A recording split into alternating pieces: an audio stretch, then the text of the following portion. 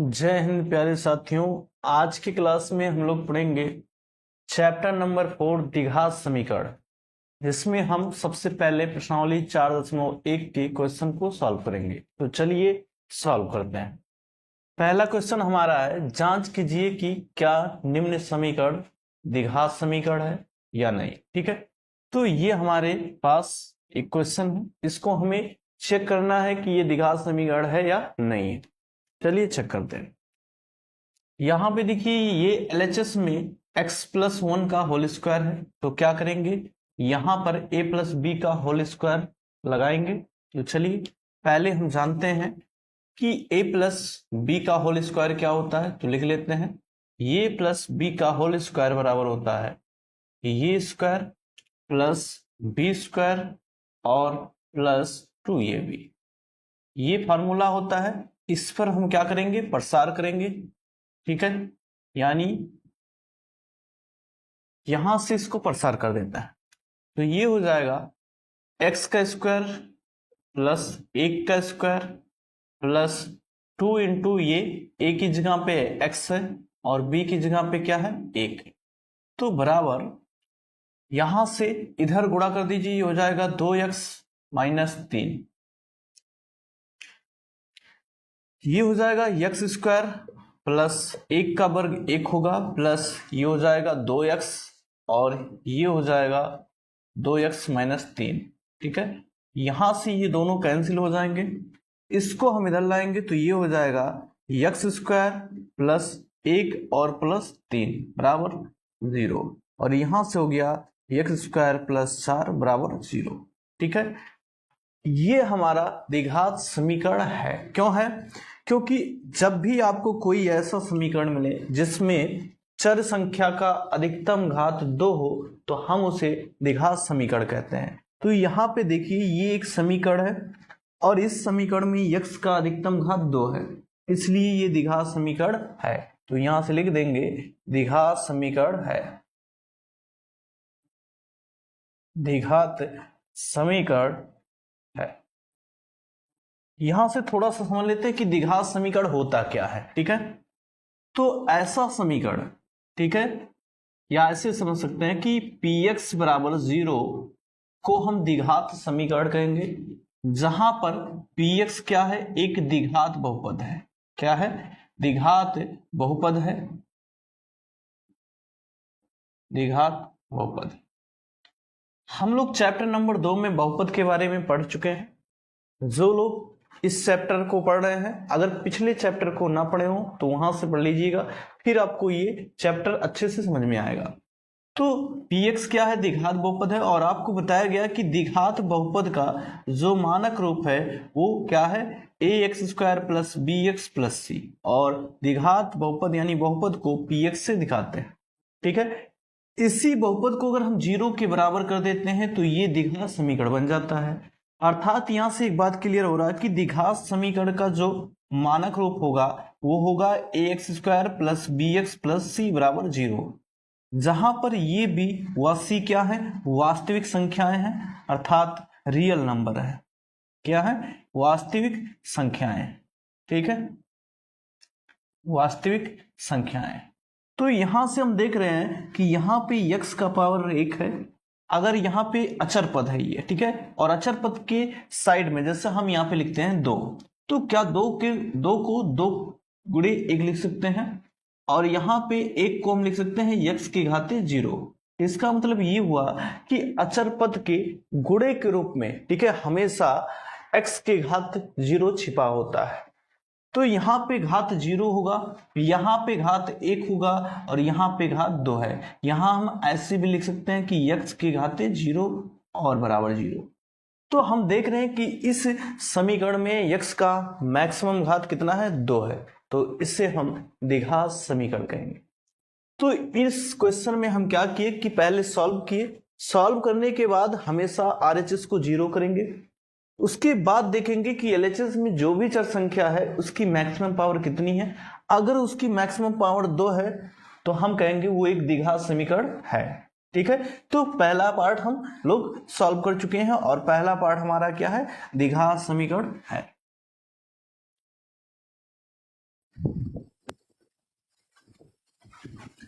Second part को देखते हैं।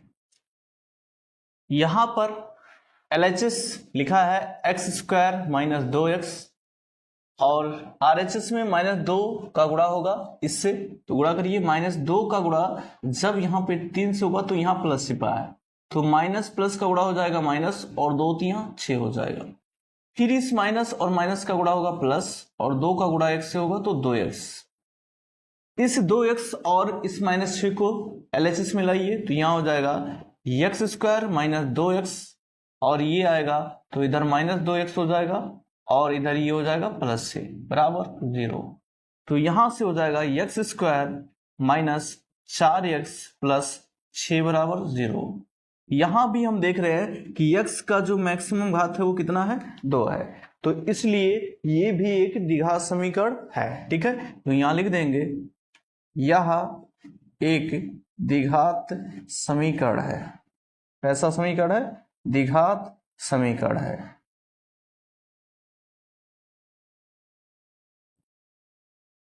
और क्यों है, ये रीजन आपको बताया गया क्योंकि यहां पे चर संख्या की अधिकतम घात 2 है।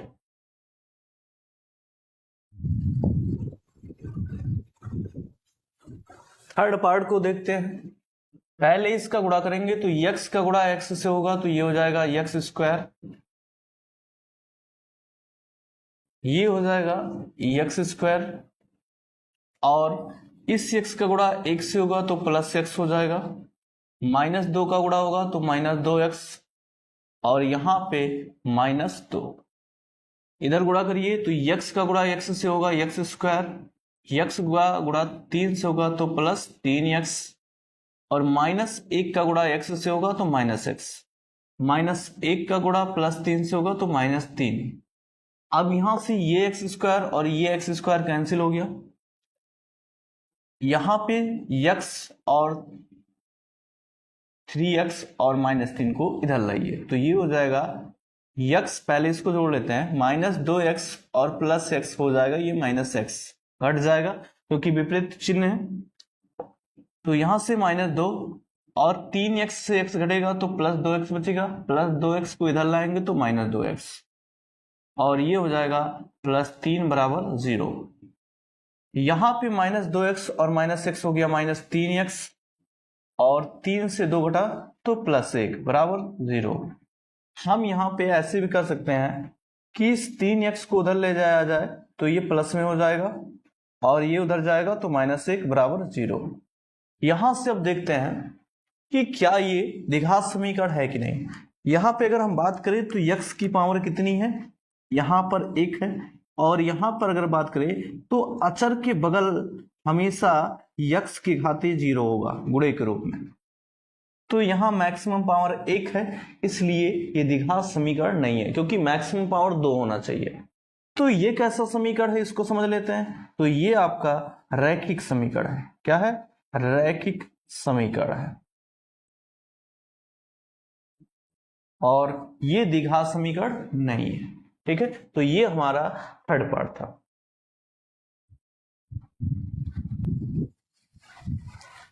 फोर्थ पार्ट को देखते हैं। इसका गुणा करते हैं, इसका गुणा करेंगे 2x का x से तो ये हो जाएगा 2x², इसका गुणा इससे करिए तो ये हो जाएगा +x, इसका गुणा करेंगे तो -6x और इसका गुणा करेंगे तो -3।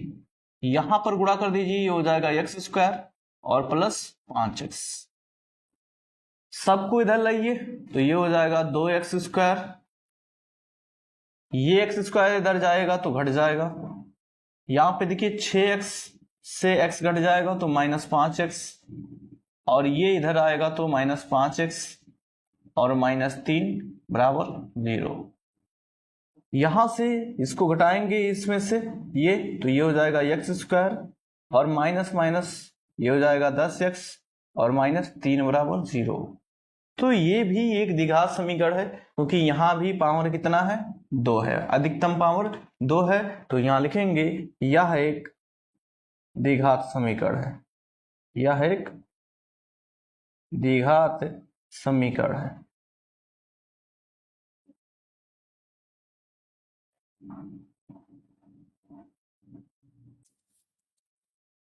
फिफ्थ पार्ट को सॉल्व करते हैं। तो फिफ्थ पार्ट हमारा है, यहाँ पे सबसे पहले इसका गुणा इससे करेंगे तो ये हो जाएगा 2x का गुणा x से करेंगे तो ये हो जाएगा 2x²। फिर 2x का -3 से तो -6x हो जाएगा, -x हो जाएगा और माइनस माइनस प्लस हो जाएगा। तो 3 बराबर x का गुणा x से होगा तो x² प्लस x और प्लस 5x प्लस 5 × 5 ये हो जाएगा। देखिए यहाँ पे सभी पदों को इधर लाइए तो ये हो जाएगा 2x² माइनस x², यहाँ से 6x और 1 हो जाएगा -7x प्लस 3। यहाँ पे देखिए 5x और x मिलके 6x होगा, लेकिन 6x को जब हम बाएं साइड में लाएंगे तो -6x होगा, ये -5 हो जाएगा और बराबर 0। ठीक है, यहाँ पे x² है, ये x² को इधर ला रहे हैं। अब इसको आगे सॉल्व करते हैं। 2x² से x² निकलेगा तो बचेगा x² और यहाँ 7 6 -13x, 5 से 3 घटेगा तो -2 और बराबर 0।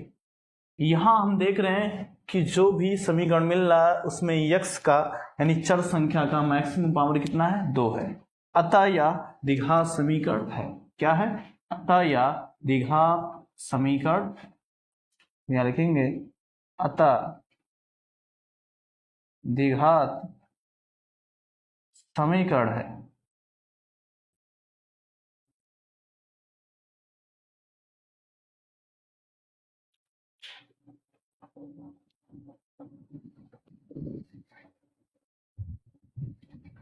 सिक्स पार्ट को देखते हैं, इसको ऐसे उतार लेंगे x² प्लस 3x प्लस 1 बराबर, यहाँ पे देखिए a b का होल स्क्वायर का फार्मूला लगा देंगे तो a b का होल स्क्वायर क्या होता है, तो ये होता है a b का होल स्क्वायर बराबर a square plus b square minus 2ab।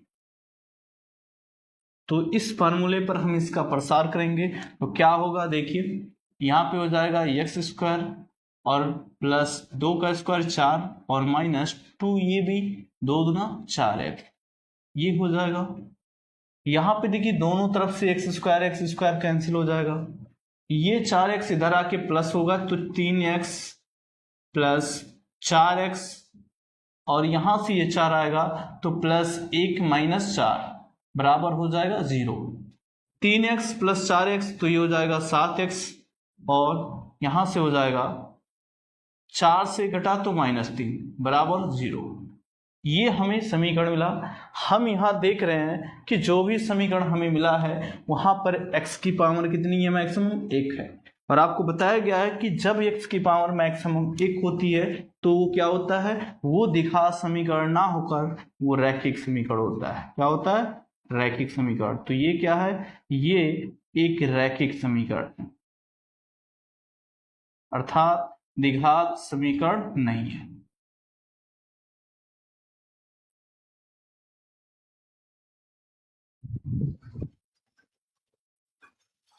Seventh part को देखते हैं। तो यहां पर हम देख रहे हैं कि x प्लस 2 का होल क्यूब है। तो पहले हम समझेंगे कि ये प्लस b का होल क्यूब का फार्मूला क्या होता है। तो ये प्लस b का होल क्यूब बराबर होता है ये cube plus b cube plus 3a² और प्लस 3ab²। ये a प्लस b का होल स्क्वायर होता है, सॉरी होल क्यूब होता है। ठीक है, इस फार्मूले को आप लिख लीजिएगा। ये अब यहां से क्वेश्चन को सॉल्व करते हैं। तो यहां पर ये प्लस b का होल क्यूब प्रसार कर देंगे तो ये हो जाएगा a का क्यूब यानी x का क्यूब प्लस b का क्यूब यानी 2 का क्यूब प्लस 3a²। ये की जगह पे x है तो x का स्क्वायर और b की जगह पे 2 है तो 2 प्लस 3ab², 3a की जगह x है और b की जगह 2 है तो 2 का स्क्वायर और RHS में इसका गुणा कर देंगे तो ये हो जाएगा 2x³ और माइनस 2x। इसको आगे सॉल्व करते हैं तो यहां से देखिए ये हो जाएगा x³ प्लस 2 का क्यूब हो जाएगा 8 प्लस ये हो जाएगा 3 दूना 6 और 6x², तो ये हो जाएगा 6x² प्लस ये हो जाएगा 2 का वर्ग करेंगे 4 होगा, 4 का 3 से गुणा होगा 12 और x तो 12x बराबर ये हो जाएगा। इसको इधर लाइए, ट्रांसफर कर दीजिए तो ये हो जाएगा 2x³ प्लस 2x और राइट हैंड साइड में क्या हो जाएगा 0 हो जाएगा। यहां पे देखिए -2x³ है और यहां पर +x³ है तो घट जाएगा तो ये हो जाएगा -x³। x² वाला केवल एक पद है तो इसको लिख लेते हैं प्लस 6x² और यहां पे देखिए 12x प्लस में है और प्लस 2x है तो ये हो जाएगा प्लस 14x प्लस 8 है यहाँ पे और कांस्टेंट कहीं नहीं है तो ये क्या करेंगे इसको लिख देंगे तो प्लस 8 बराबर 0। ये हमें समीकरण मिला है, ठीक है। तो हम देख रहे हैं कि इस समीकरण में x की जो सबसे बड़ी घात है वो कितनी है, वो 3 है। तो यहाँ पे ये द्विघात समीकरण नहीं है क्योंकि आपको बताया गया है कि अगर किसी भी समीकरण में x की सबसे बड़ी घात 2 होती है तो वह एक द्विघात समीकरण होता है। तो ये द्विघात समीकरण नहीं है, पहली बात ये द्विघात समीकरण नहीं है, समीकरण नहीं है। तो ये द्विघात समीकरण नहीं है तो क्या है इसको समझ लेते हैं। ये जो है क्यूबिक समीकरण, ठीक है, यानी 3 घात वाले समीकरण है, ठीक है। तो इससे हमें कोई लेना देना नहीं, हमें केवल इतना आंसर देना था कि ये द्विघात समीकरण है या नहीं है। तो ये द्विघात समीकरण नहीं। अगले पार्ट को देखते हैं, इसको मिटा देते हैं।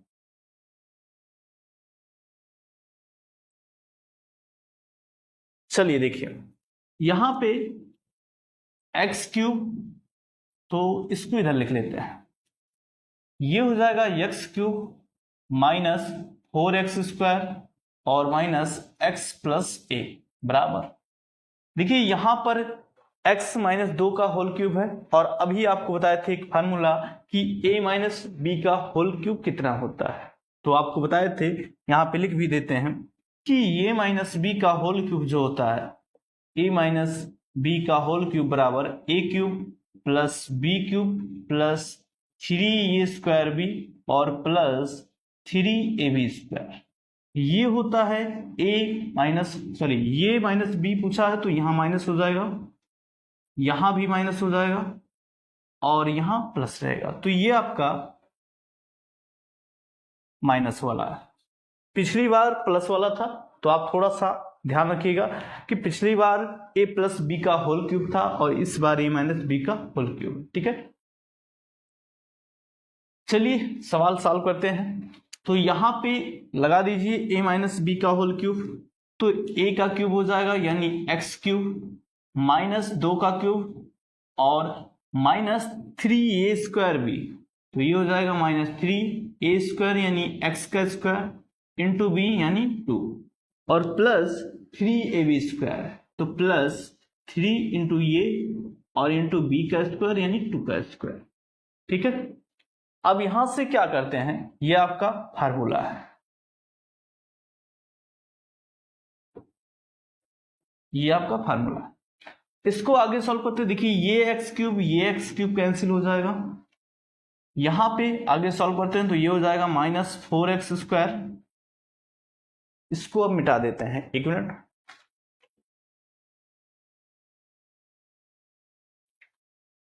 ये हो जाएगा minus 4x² minus x plus 1। यहां पर देखते हैं ये माइनस 2 का क्यूब माइनस 8 होगा और माइनस 8 जब इधर लाया जाएगा तो ये हो जाएगा प्लस 8।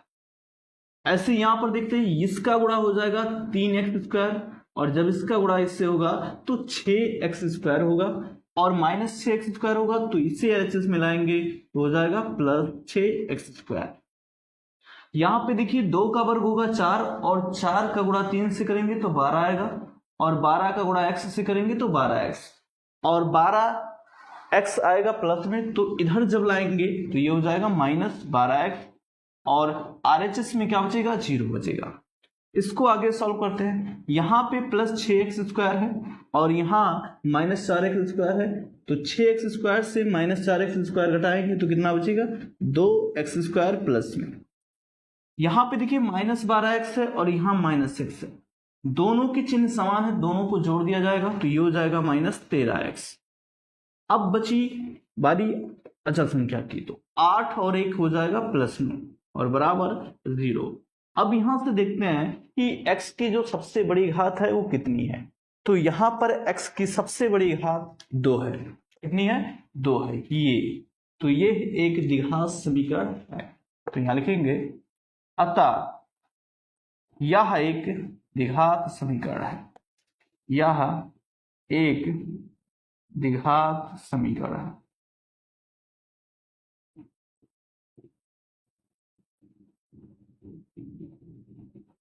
ठीक है, ये हमारा आंसर था। तो क्वेश्चन नंबर पहले के जितने पार्ट थे हम लोग सॉल्व कर चुके हैं। अब चलते हैं अगले क्वेश्चन की तरफ। क्वेश्चन नंबर 2 को देखते हैं। निम्न स्थितियों को द्विघात समीकरणों के रूप में निरूपित कीजिए। पहला क्वेश्चन क्या है, एक आयताकार भूखंड का क्षेत्रफल 528 मीटर स्क्वायर है। कितना है 528 मीटर स्क्वायर है। ये क्षेत्र की लंबाई मीटरों में चौड़ाई के दुगने से एक अधिक है। हमें भूखंड की लंबाई और चौड़ाई ज्ञात करनी है, तो यहां से बात समझते हैं। एक आयताकार भूखंड का क्षेत्रफल दिया गया है, तो लिख लेते हैं आयताकार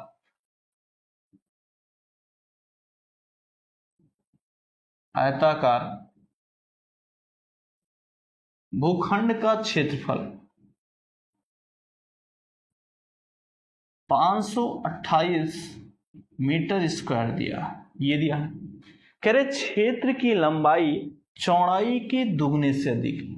देखिए यहां पे लंबाई की तुलना जो है वो चौड़ाई से की गई है, चौड़ाई के दुगने से एक अधिक। तो सबसे पहले हम क्या करेंगे, उस आयताकार भूखंड के ठीक है चौड़ाई को मानेंगे। तो चलिए मान लेते हैं, माना आयताकार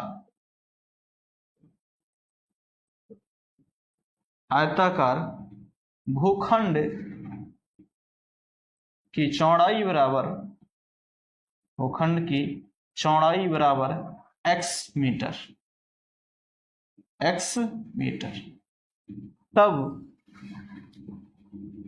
तब प्रश्नानुसार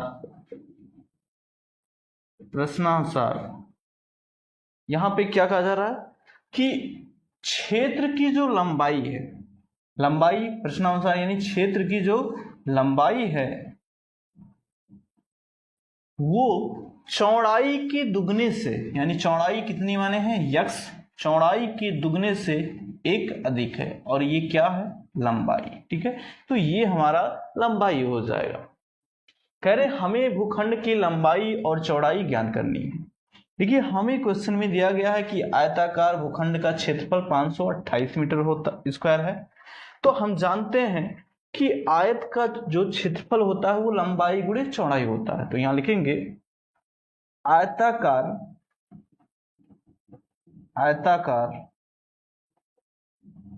भूखंड का क्षेत्रफल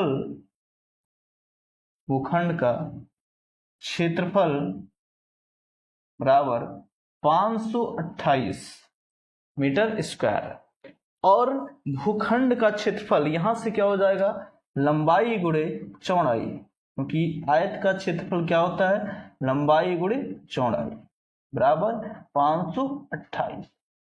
लंबाई यहां से 2x + 1, तो 2x + 1, और चौड़ाई यहां पे x माना गया तो बराबर 528।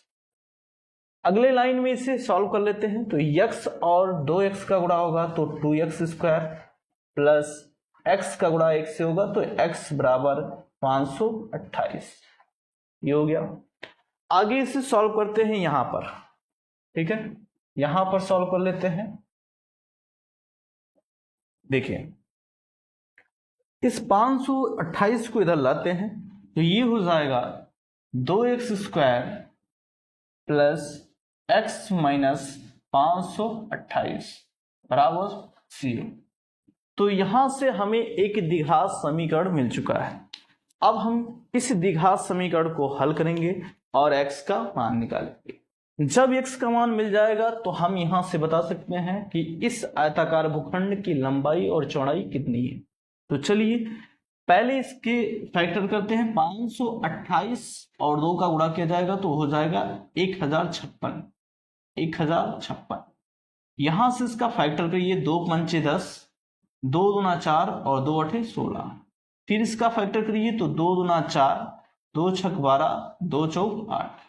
फिर इसका फैक्टर करिए, 2 किम 2, 2 तिया 6, 2 दूना 4, 2 छक 12 और 2 छक 12, ये हो जाएगा 2 तिया 6, 2 तिया 6 और 3 का 11 आ जाएगा यहाँ, और 11 एकम 11, ये इसका गुणनखंड है।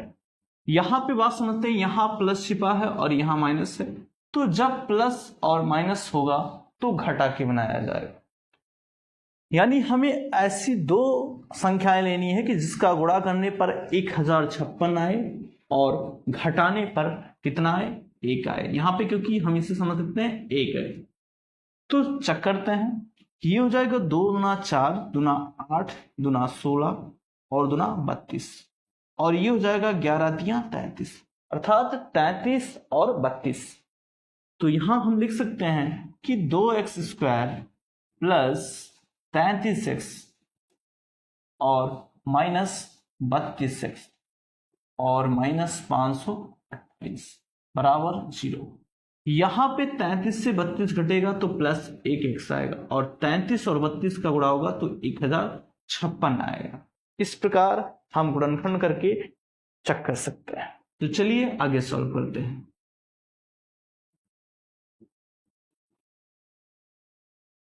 यहां पर x कॉमन है दोनों में, तो x कॉमन कर दीजिए, तो ये हो जाएगा 2x प्लस 33, और यहां पर कॉमन कर लीजिए 16, तो ये हो जाएगा 16, तो ये हो जाएगा 2x, और माइनस कॉमन किया गया है तो ये प्लस हो जाएगा।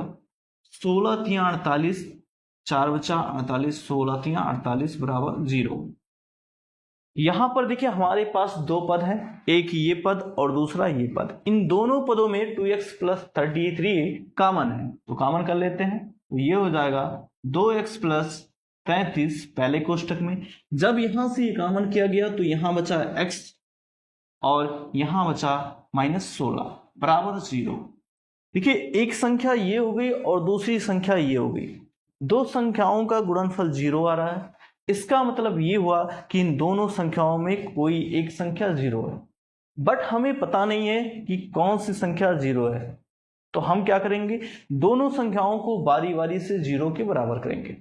तो यहां पे लिखेंगे, जब पहले इसको 0 के बराबर करते हैं, जब 2x प्लस 33 बराबर 0, तो यहां से क्या कर सकते हैं, यहां से हम x का मान निकालेंगे, तो ये उधर जाएगा माइनस 33 हो जाएगा और बटा 2, ठीक है। फिर इसको 0 के बराबर करते हैं, तो जब x माइनस 16 बराबर 0, तो यहां से x बराबर 16 हो जाएगा। अब यहां पे देखिए x के दो मान मिले हैं, लेकिन एक बात हमें नोटिस करना है कि यहां पे ये मान अमान हो जाएगा। अब आपका सवाल ये होगा कि ये अमान क्यों है। तो ये अमान इसलिए है क्योंकि x माना क्या गया था, आयताकार भूखंड की चौड़ाई, आयताकार भूखंड की चौड़ाई। तो चौड़ाई एक प्रकार की लंबाई होती है और लंबाई कभी भी निगेटिव नहीं होती है, इसलिए ये अमान हो गया।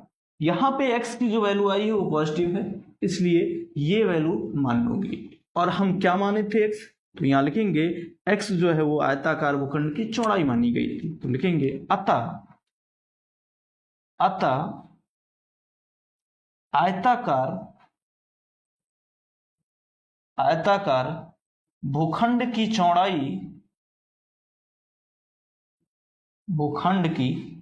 चौड़ाई बराबर कितना आ गया 16 मीटर। और यहां से हमें लंबाई भी निकालना है, लंबाई यहां पे है तो यहां रख दीजिए, इसे हम इक्वेशन फर्स्ट मान लेते हैं। समीकरण